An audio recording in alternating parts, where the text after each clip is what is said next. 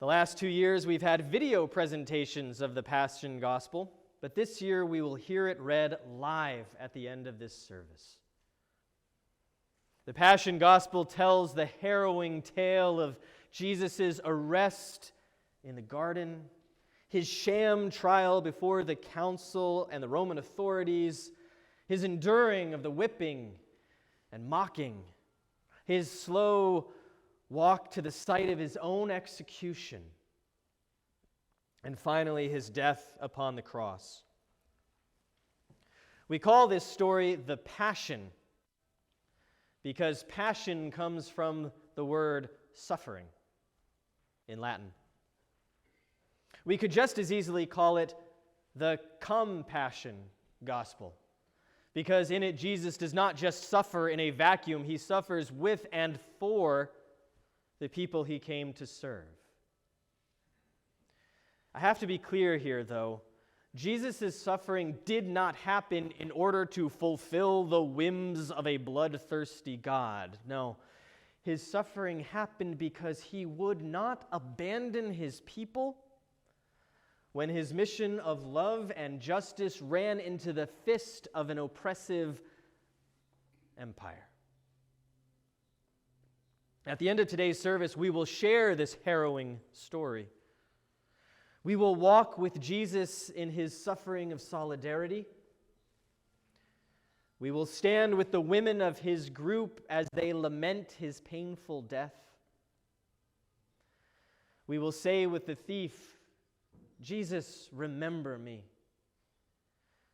We will hear Jesus speak words of astounding forgiveness from the cross. He will echo the words of Psalm 31, "Father, into your hands I commend my spirit," and then he will die. The story ends there for today. We all know how it continues next Sunday morning on Easter, but I invite you not to jump ahead. Today's service will end with Jesus' death on the cross. We will then leave the church in silence. I suspect such an ending might unsettle you, and that's sort of the point. The crucifixion of Jesus on the cross, because he would not back down against the powers of evil and death, is unsettling. We all have faced so much death, so much evil in recent months and days. The horrific reality of war continues to rage each day in Ukraine, and last week we were confronted by the ugliest part of it in the atrocities committed against civilians in Bucha. And Ukraine is the site of only one of many armed conflicts happening across the world. While we cautiously emerge from our pandemic shells, we remain wary of the virus's ability to flare up again as new variants catch hold. 2 Palm Sundays ago, almost 1 million Americans and 6 million humans around the world had yet to die of COVID-19. Now they are gone, and we are still here, and none of us is untouched by the disease. These two realities, among so many other tragic circumstances that compound each other, affect all of us. We are not okay right now. And yet, when someone asks me, "How are you?" what do I say? I'm fine. Just fine. With this smile. We all know "how are you" is used mostly as a greeting. It's not meant to delve too deep. But what if we ignored social convention and answered the question truthfully? How are you? Not too good, actually, we might say. I'm horrified by the war crimes being committed in Ukraine and terrified that the war will escalate because we're dealing with a madman with nukes. I'm glad to be seeing friends in person, but honestly, it still freaks me out a little to be so close to people without a mask on.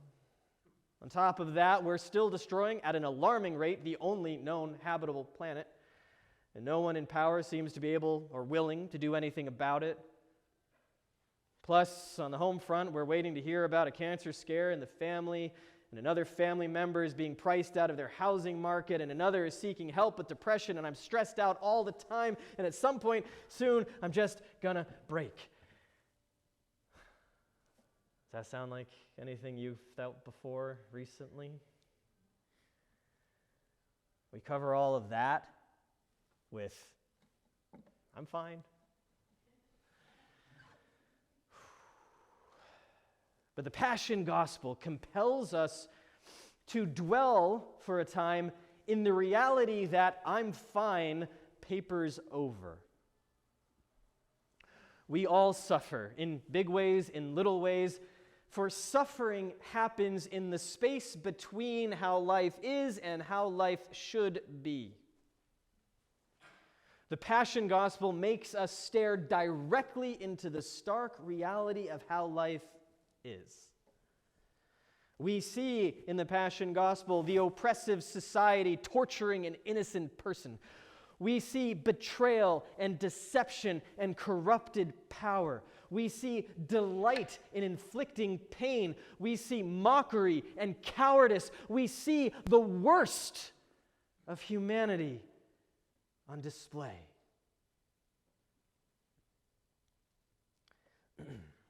Do you know what else we see?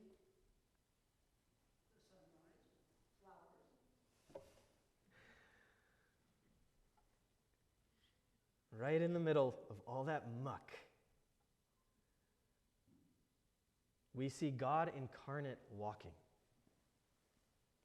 carrying the weight of a broken world on his back.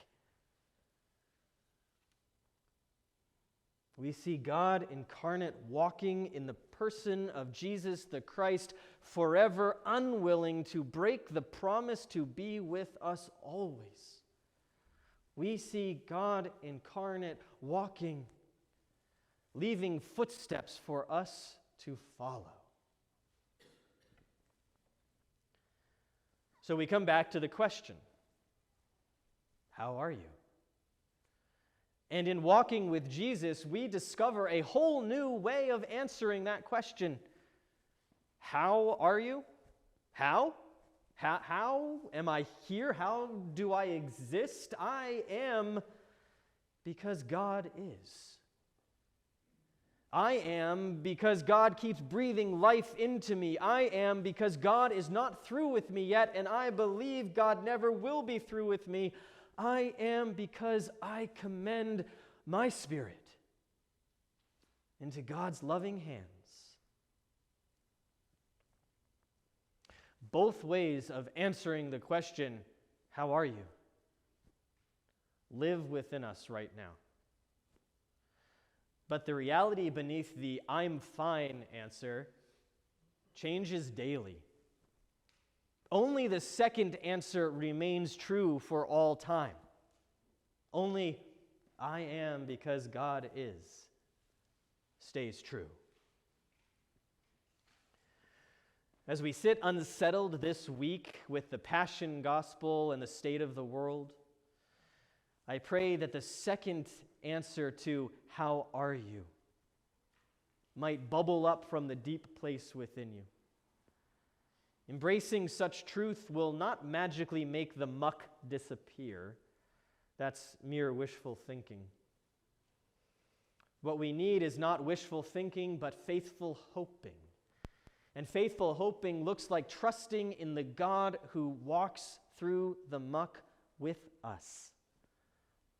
The God of compassion who suffers with us.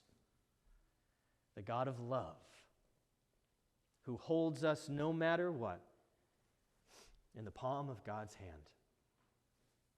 Amen.